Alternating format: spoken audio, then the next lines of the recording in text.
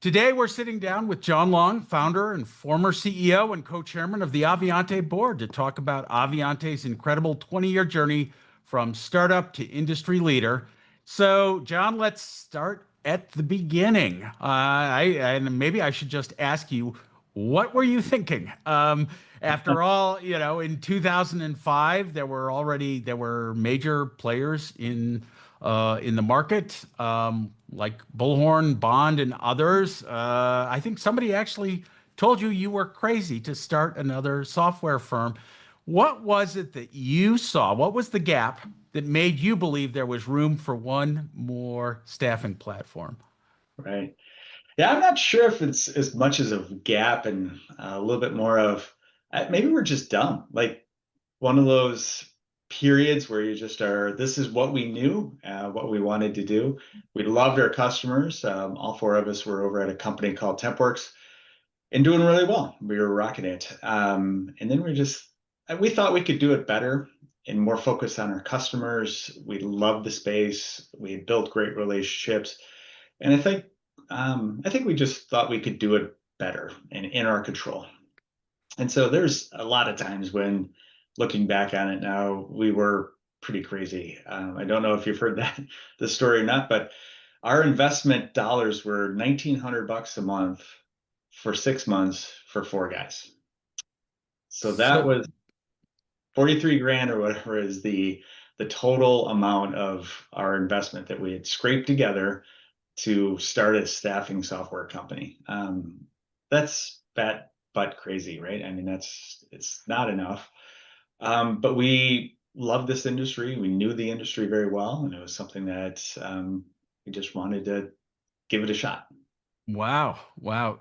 I mean, I was going to say that's like sounds like paying your lease, for an apartment or something That's right. is about what it was Yeah. at the time. Yeah.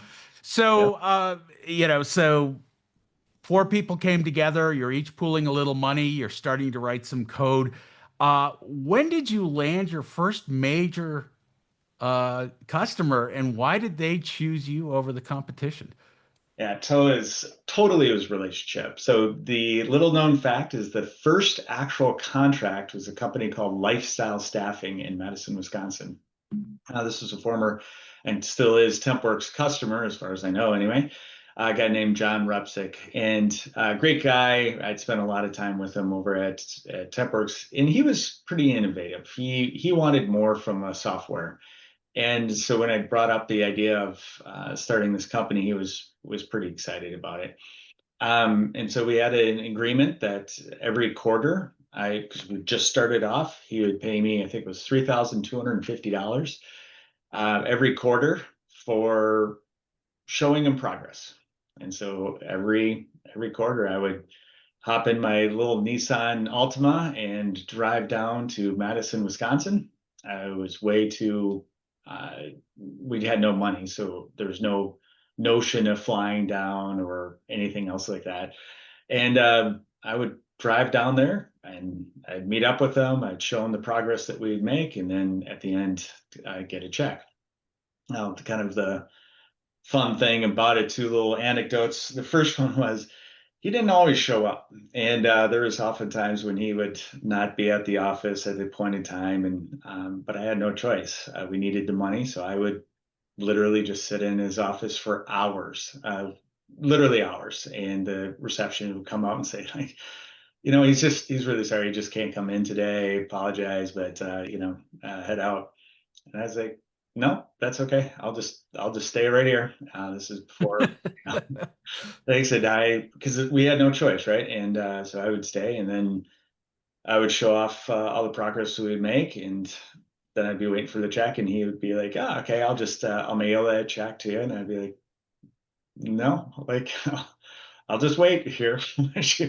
Go over to your payroll person and get a check cut," and that's what I would just sit, and then I wouldn't be able to leave till maybe 5, 6 o'clock at night, and then way too much money to stay in a hotel, so I'd drive my butt all the way back. And so it was a very much a determination, kind of like there was just no other choices on it. But that is the root of where our theme song came from, "Lose Yourself" by Eminem. So, huge Huh. Eminem fan, of course. But "Lose Yourself," if you ever listen to the lyrics there, it really is it's pretty cool. One of the main one that everybody would think of is you have one shot, and are you going to take it? And it goes through, of course, his Hmm. general life, but the theme of, for everybody, all of us, is you Don't got miss your that. shot. Yeah, right. I mean, and it's not as dramatic as there's literally only going to be one for everybody, but every single person has those moments, has those forks in the road where did they step up and say, you know what, I'm going to go give this a shot. I'm going to go take this. I'm going to give it. And so that periodically would come on the radio. I, of course, did not have, it's too cheap to have CDs or anything of that nature, but often it was on the radio on the drive down, that 4.5 hour drive. And that became my theme song. So when you were driving down, did you ever stop to think, this is crazy, or was it better just not to think? Yeah, it was crazy. I mean, it is crazy. It's challenging. It was tough. There is many times where it was just a tough deal. When I started my career, I was in paychecks, and that's where I learned the back office, the payroll processing, and understand that a lot. And right at the end of, I did well there, I was getting promoted, and at the end, I was able to have a position with Wells Fargo in their payroll department, and it was a nice bump in salary. And but I also had this other position, being the second employee hired at a small software company called TempWorks. And all my friends, and more relevantly, my parents, who are teachers, said, take this Wells Fargo job. That's fantastic, and get into the corporate, and you'd be able to grow up on that. And what is this company? Barely has any. Does it really even have an office? What does it do? Blah blah blah. Right. And took the leap of faith there. And there's a lot of points there. I think where you go into the unknown, but you go with purposefulness, and you like, all right, you trust what you're doing, believe in yourself, and go make it happen. It was the best decision ever in my life. Well, second best, maybe Yeah. third best. I probably should mention the wife, but starting Avionté obviously was a leap of faith in that same way, because that's not a lot of money. There's a lot of things that would go bad. There's times when I did all the financial burden to help out the other founders in the way that, as we're all going through this, and it is so tough. I took a lot of the financials just to say, so they didn't have to deal with that stress. But I and Brenna were in hundreds of thousands of dollars of credit card debt. And I mean, you're staring it down and just having that gut reaction, like, what are we doing here? Why am I doing it? But I had faith, and we stuck it through. And then that Sass Valley of Death became light at the end of the tunnel. And then it really got quite a bit of momentum, and it's been fantastic. So tell us a little bit about the Great Recession. I mean, there's credit card debt, there are challenges associated with the economy. The Great Recession hit basically 3 years after you launched Avionté. How did you survive? And I'm sort of curious, did the recession actually create opportunities for Avionté as a newer platform? That's precisely correct. I often liken it to Forrest Gump, one of the better movies out there ever. Forrest Gump, if you remember the movie, he started with the shrimp boat, and that was this thing that he was going to do. And he got his boat, and he was out there, and he and Lieutenant Dan just weren't doing well. Like ever, they're doing fine and whatnot, but they weren't really doing. There's a lot of competition, and then a hurricane came by, and they survived. It really leveled the playing field for everybody else. A lot of things went out, and all of a sudden now they took off, and then we're able to really, really run. Now, for us, it's clearly it was less dramatic than that, but it is the notion that there was a lot of competition that had a big infrastructure. They spent a lot of money, and we were very lean. We had no money, so we're very, very lean.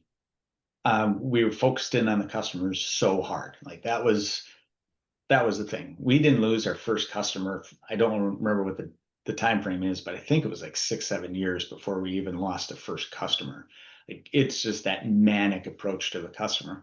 And so when that came through, the recession came through, it really stalled out all of the development of the bigger players. They had to let go of a ton of staff. Didn't know how to deal with it. And this was normal for us. We just were loving on our customers and just continuing to add, a customer or two a month and just continue to grow. So it really helped us out a ton. It's obviously tough for a lot of people, but it really, really helped us out. Yeah, and if you were used to operating in a very lean environment, and others are used to operating with a lot of operating capital, I'm sure came as a rude shock to Exactly. That's yeah. exactly. Yeah. So it really just leveled that playing field, and it it really jump started us, really propelled us to the top. Yeah. So Aviante started as on-premise software, but software as a service was just emerging. When did you realize that the cloud transition wasn't optional? And, what are the biggest challenges in making the transformation from on-premise to software as a service? We always were had both options. So, from the get go, we had it. Kind of a fun little known fact is actually all original Aviante was multi-tenant. So it was designed so that every staffing company of ours on the hosted side would still be in a multi-tenant solution. Um, and so we always had that. I think our focus was more of listening to the customers and what were their needs. And some of the customers, their needs, they really wanted it on-prem. And Hmm. some said, hey, let's try the SaaS. As it became mainstream, I'm a big fan of, kind of crossing the chasm, the whole theory of the early adopters, late adopters, later, like I think that's totally it. And so as staffing became more familiar with and the comfort benefits of SaaS, they wanted that. And so it was a pretty good, easy transition for us to just promote it and follow. So it was a little bit more listening to our customers and what were their needs as opposed to kind of a big decision point per se. Yep. Yep. Yeah. So Aviante is growing. You're evolving into more of a software as a service platform. It's 2014. All of a sudden, you're growing rapidly. You're on the Inc. 5,000 list, and you didn't necessarily need outside capital at that point. But all of a sudden, venture funds are starting to notice you, and offers are starting to come in, and you kind of faced a pivotal moment with your partners. So, talk about this a little bit. Some of the partners chose to cash out, and you chose to stay. Talk about that decision. Yeah, so we never had any intention of selling. It goes a little bit back to the, I don't want to say naivety, or however we say that word, being naive, where we just were focused on the customer. It was so manic on focusing on the customers, and we often said we had no idea how large we got until we periodically put our head up and be able to see. So we had no intention of selling. We just kept our head down and going. It was not until we got a lot of calls. I got a lot of calls, and then we just blow them off. It was not until an investment banker down in Jacksonville that had a connection not only to a customer of ours, but also to another staffing software company.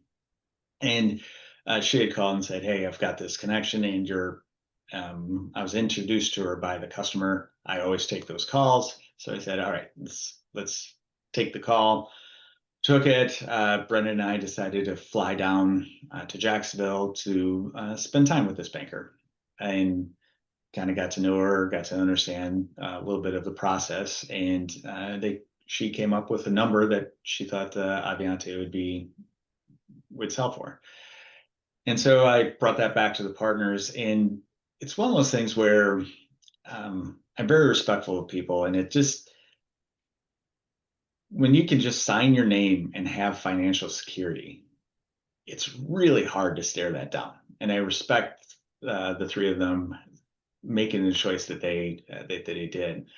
I'm from Wisconsin, son of teachers. It was certainly enough money to just be financially secure throughout.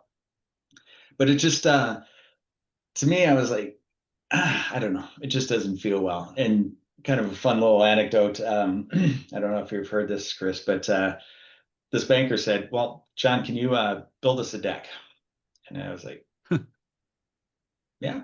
I mean, I really don't know how this is relevant. I am pretty handy. I've done them before. I do this stuff. I mean, it's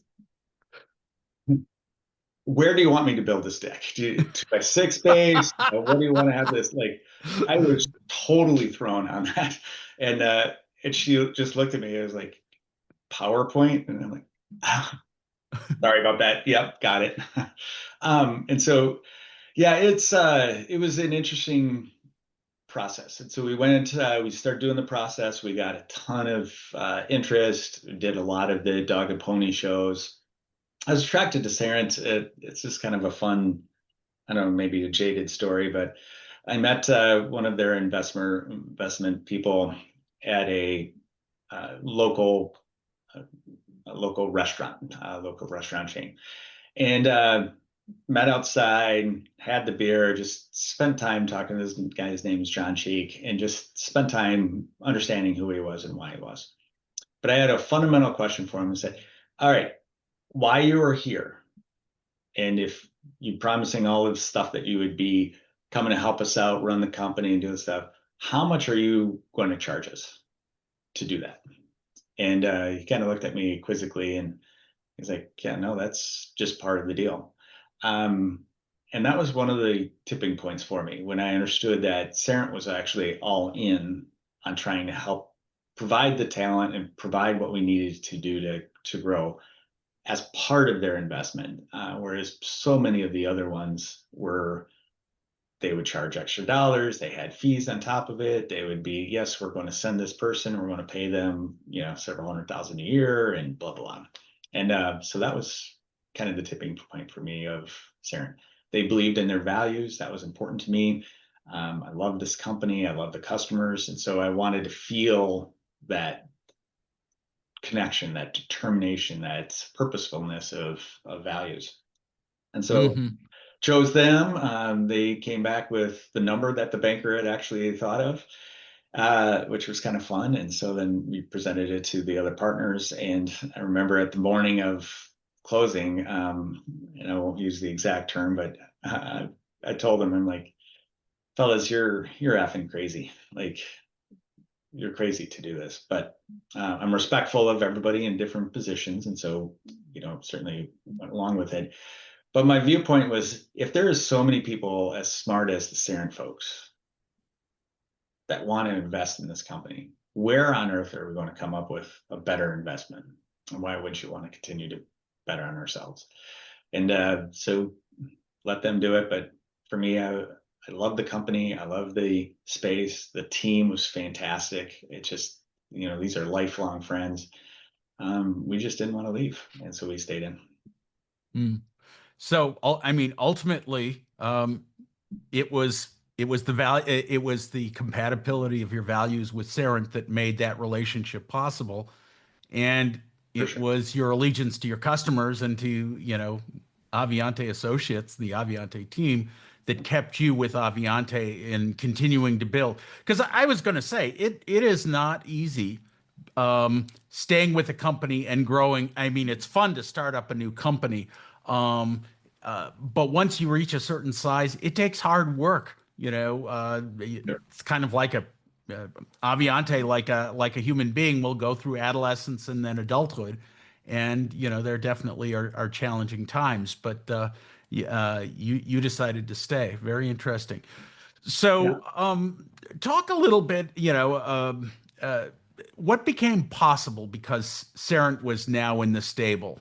Um, and obviously part of it is they helped with acquisitions, and we can talk about that in a little bit. But what is it that Serent enabled you to do that you couldn't do before? You already had a successful software company. Yeah, it's a great question. The short answer, of course, is a lot. Actually, let's tie those last two comments together, because you're exactly right on the growth of a person, like growth of a company in the adolescence and from startup to getting in scale. Absolutely 100% true. And everybody, including myself, has different skill sets, and it's not all the way through it.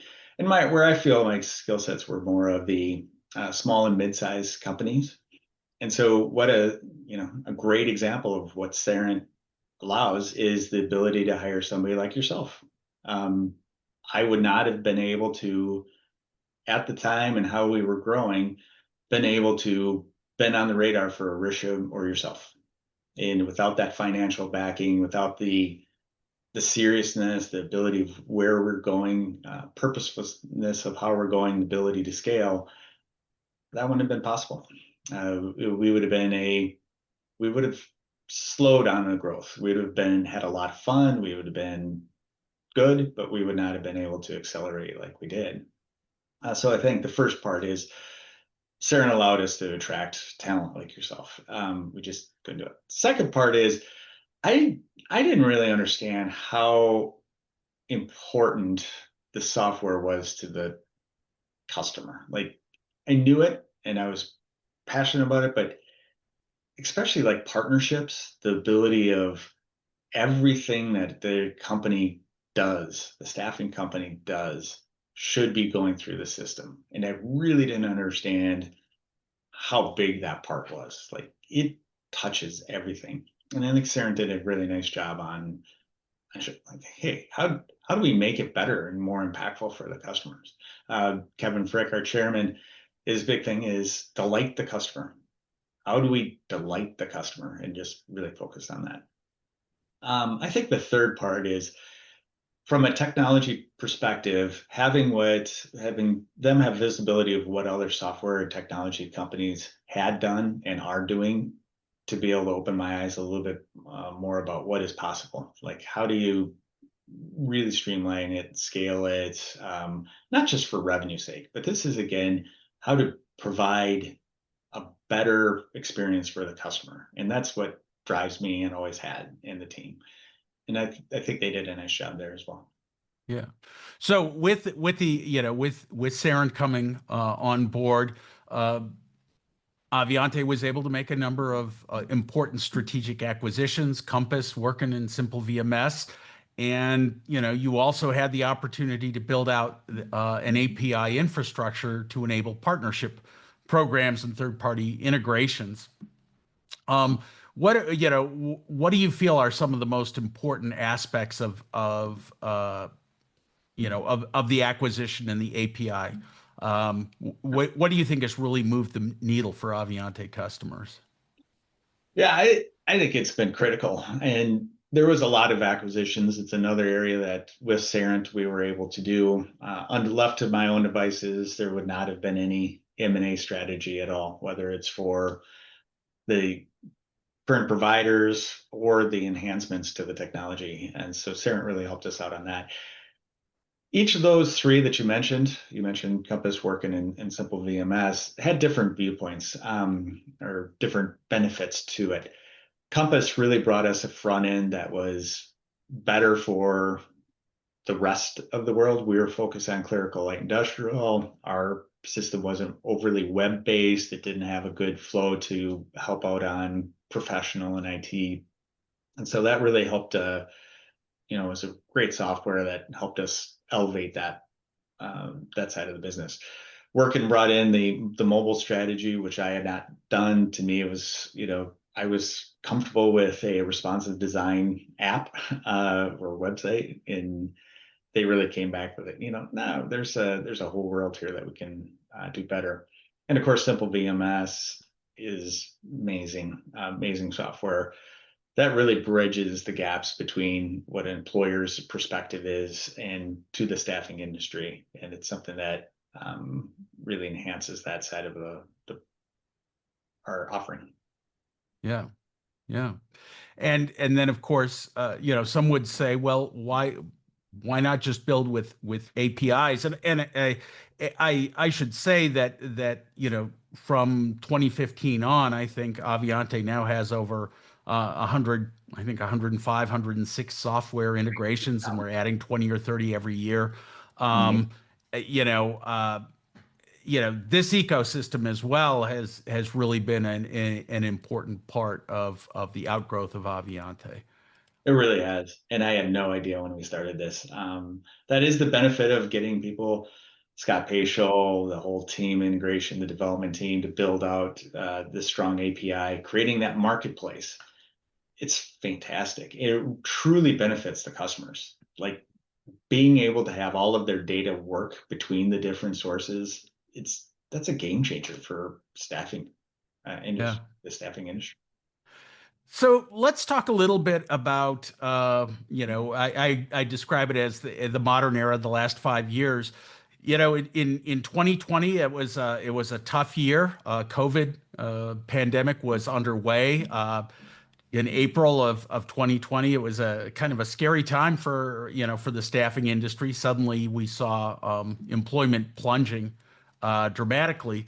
But it was at that point that Avionté also brought in a new CEO, Rishabh Mehrotra, and between 2020 and 2025, the company has made just extraordinary progress, in terms of both, revenue growth, moving to cloud infrastructure, and Avionté now emerging really as an industry, as a major leader in the industry, and really second only to Bullhorn.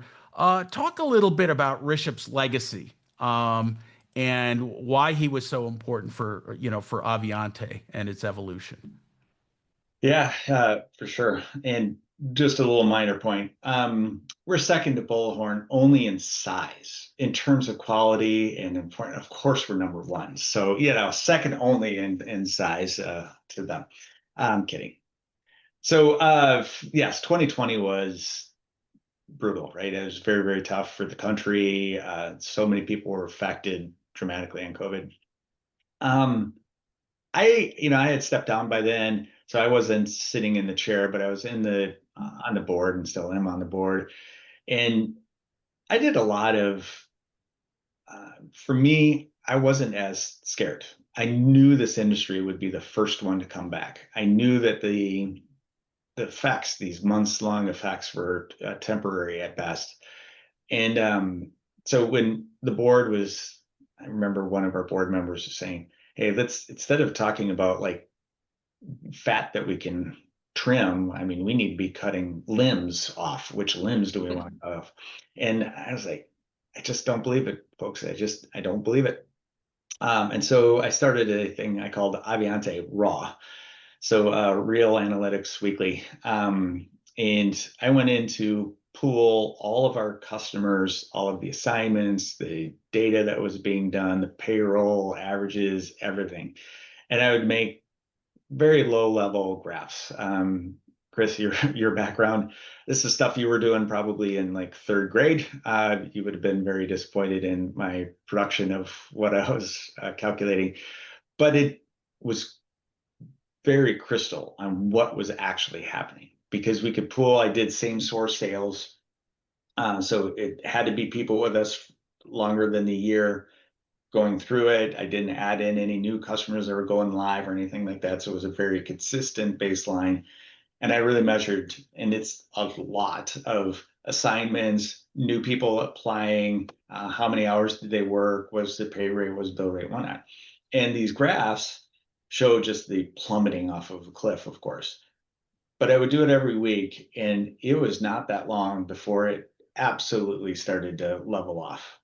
And that was before we had to do major cuts, because then it was like, you know what, this actually might be okay. We're going to recover. And then it started just every week, just going boop, boop, boop, boop, boop up. And I think we saved some critical mistakes where we would have let go of talent that we just didn't want to let go of talent, that we shouldn't have wanted to let go. We certainly had to let go some, but that was an important period. So Yeah. Metro, I mean, go ahead. yeah, I was going to say one of the fascinating things about that period is that Aviante, because it is both a front and back office, an end-to-end platform, probably had better economic data than almost any other company in the country at Abs- that moment, Yep. because we could literally look at staffing payrolls week to week, and no other company had that kind of insight with In the real, with the yeah. exactly. Nobody else had that. It's you hear about ADP on the news, and their index. That's only on the back office side. They cannot say how many people were applying for a job. They can't say how many new jobs there were. Which gets both the employment people interested in it, but also showing how many new orders were coming through, and how many people were starting. They did not have. They don't have that data. So yeah, absolutely, it's a unique position. Yeah. So yeah, with Rishabh, then as when he came in, I think the biggest, Rishabh was just a game changer in general. This guy is so impressive in so many different ways. Um, but one of the things I liked about him, I was worried that an outsider to the staffing industry, wouldn't really understand employment in the staffing industry. It is a beautiful industry. It's a people-driven, people-centric. People that run or work in the staffing industry truly want to give meaningful work to people. And it often gets a bad rap and it's viewed as, and there's certainly some bad apples, but in general, it's a beautiful industry that it creates opportunities for people to get, to do meaningful work. And Richard came in and understood it. I think he got it. It touched him. He understood it. And then he took his background and came up and said and created the vision of where we needed to go and how do we actually enhance that? How do we pull this more from the entire life cycle of employment, and how do we bring together the employers all the way to the employees, to diagram it. He was the one that architected those, many of those key, acquisitions that you talked about. He architected that. He saw where it needed, and he just brought a verve, a life to us that, made a big difference. Really put us on a path of growth. Yeah. Yeah. Interesting thing I would say about Rishabh as well was his emphasis on leadership and mentorship, and particularly of some of the younger Aviante associates. Um, so I think that one thing that I'm fascinated about is the extent to which it feels like some of Rishabh's points of view around leadership and growth have really stuck with the company, even though he's no longer with us. And that includes some people who, really started with Aviante back at the beginning. So it's kind of exciting to see that growth in the organization overall.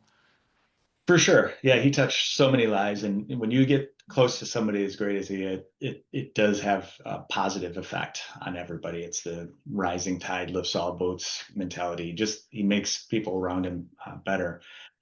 It's, get a little sentimental, but if I'm looking back on the 20 years, and I can't believe it's been 20 years, one of the most, proud things, or things that I get excited about, is that Aviante is a fabric. It's a mosaic. So many people, thousands literally of people have contributed and been, meaningful parts of this journey. And there's been so many of these people that started their careers with us. That this was their first job. They were working retail beforehand. This is their first job, or they were in a miserable career or job beforehand, and they got this opportunity to take off. And to see the growth and how many are in today's leaders, how many people have just continued to grow in this, outside this industry, or but could grow in their career. I just love every part of that. I think Yeah. that's fantastic. That's Yeah, no, that's a lot of fun. So, as you think back, if you could go back to 2005, now imagine yourself, you're contributing, what did you say, $1,900 a month to get that business going, and you're in your Nissan Altima. You know, if you were on one of those rides back home in your Nissan Altima, Yeah. if you were to imagine what Aviante has become, uh, you know, what would surprise you the most, and what is the one thing that you might have gotten wrong on, you know, about the journey? What has all of this taught you? Yeah, there's so many different ways. It is the most fun in my life. It is the most meaningful part. Little anecdote. I'm a Green Bay Packer fan, being born and raised in Wisconsin, and Aaron Rodgers was reflecting here recently. Now he's quarterback of the Pittsburgh Steelers, and just how meaningful his time in Green Bay was, and like that created the scenario for him to be where he is today. And there's a lot of that I feel or with Aviante as well. Like this is the best times. That just love every moment of it. Yeah. To answer your question, I think the biggest one would be size. When we started this, it would be we never really thought through the size thing. It never was a goal to get to X millions or X number of customers or anything like that. It just we we knew there was a problem. We thought we could do it better. We loved up on the customers, and we just started the journey. But at the time, there was the biggest customers were at 10 million in revenue. And so that was kind of the high point. And I remember telling a lot of people, like, it is impossible, the total addressable market, it's impossible to get a software company that's even $20 million in this industry. And so if I looking back, when I got it wrong is clearly I was way off on size of what On the growth potential and what was truly not even possible. in not even in the ballpark of where it could go. Exactly beyond that. So now that Aviante is this big, large, stable platform, you know, we have enterprise grade infrastructure and security. There are a lot of things we have to do in a very careful and thoughtful way in order to make sure that we are supporting our customers. Because now we're almost like, you know, we're the critical utility platform for 1,000 or more staffing agencies. How do you keep entrepreneurial energy alive? Well, keeping the maturity and the stability of the platform that are needed. Yeah, I think it's a blend. You know, I love the entrepreneurial spirit. That is more of where I'm comfortable at, and I just it oozes from me. I love it a lot. So I do think it should continue on. Aviante is in a good spot now where it has the scale, and there's certain things where entrepreneurial spirit isn't necessarily the best. But the where it is the best and where I think we should continue to go is that it focuses in on the customer. Instead of thinking of customers as blocks, as here's 100 customers or 1,000 customers or the industry, having the team and development and product and everybody just focus in on Bob, you know, Bob at XYZ staffing or whatever, like getting it down to that specific person, that specific company. One of our, I used all the time, and it's called Abundant Staffing in Oklahoma. And people would ask when I'd be afraid of Bullhorn. You're like, oh my gosh, Bullhorn is so good and doing this stuff and whatnot.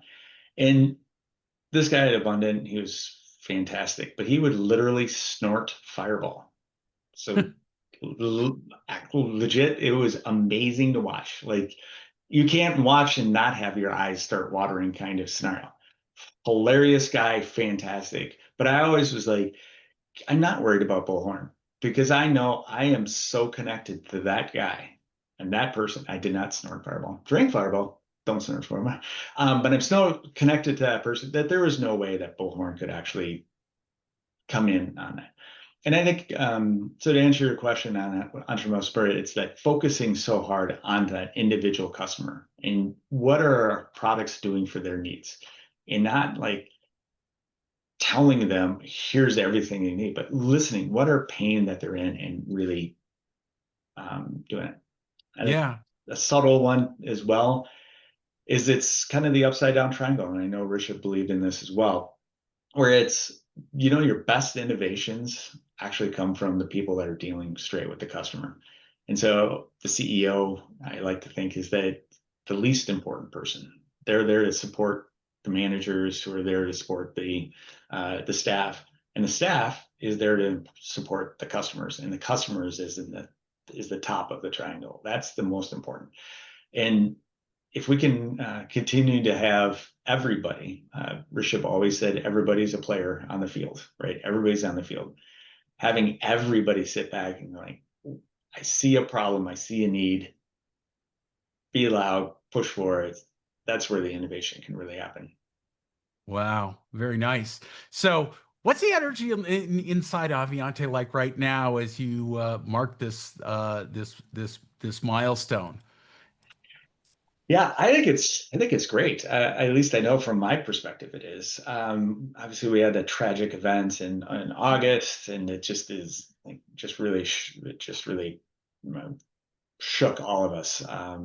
Particularly yourself and so many people that knew him for a lot of years. Um, we had our connect right after that, and we had the discussions like, oh, what should we do with this? How should we do this? I remember being on the phone with you to just, you were leading that conversation. And it was a Sunday, I think. And we had that kind of like, gosh, what do we do on this? But we all felt that we knew he would want us to continue. And I'm actually really thankful that it was that close. Like having that connect, that time where we can get back to the customers and reflect on what he did for us, where the company is going, but it brought us back to the most important thing is the customers. And we just have to continue to love up on the customer. And so Yeah, I think that connect just gave us that closure. It gave me that closure that just said, that sucked, from before. But like we're going to be okay. And this is why we're here. This industry is fantastic. These customers are fantastic. This is why we're here. And I think that was the start of a really good energy part. And then we had a great show season. We had the Staffing World, but also all of the other state shows. We had a lot of good momentum on product development. And I think it shows in us here in Q3 having the biggest sales quarter ever.